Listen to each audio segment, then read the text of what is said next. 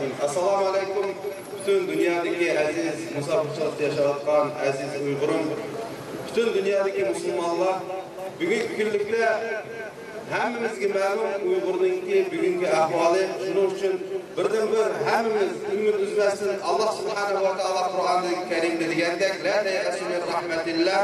Bu mazlum xalqninki cho'qim Alloh subhanahu va taoloning oldida duolarimiz maqbuldir inshaalloh va Uyg'urimizni cho'ng xo'shallik, yani Sharqiy Turkistonning ozodligi va bizningki xalqimizningki ozodligi cho'qim oldimizda kutmoqda inshaalloh. Biz Allohning rahmatidan hech qachon umid uzmagan ham umid uzmaymiz. Bugun sizlarga Qozog'istondagi sizlar bilan hissachlikda, biz bilan hissachlikda birga bo'layotgan bizning Uyg'ur xalqimizning, Qozoq xalqimizningki salomlarini yetkazdim, qabul qilgaysizlar.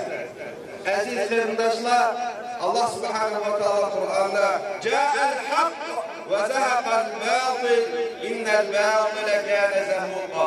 Bu hammamiz anlagan, iman etgan oyatdir. İnşallah ishonchimiz kamil. Haqiqat keldi. Batıl çoğum öçüdü ve batıl her qachon yengilishga imanimiz kamil ekanligini sizlarga aytmoqchiman.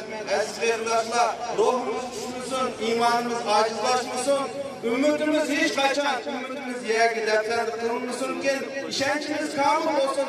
Yana bir qatim qaytlayman. Alloh subhanahu va taolo bizga bu zafarlarni cho'qim nasib qildi. Alloh subhanahu va taolo hammamizni vatanda mushlar toplashib o'zimizning vatanimizdan, Sharqiy Turkiston ana vatanimizning ozodligini mushlar qo'yishimizni inshaalloh nasib ayligay. Hammaga rahmat.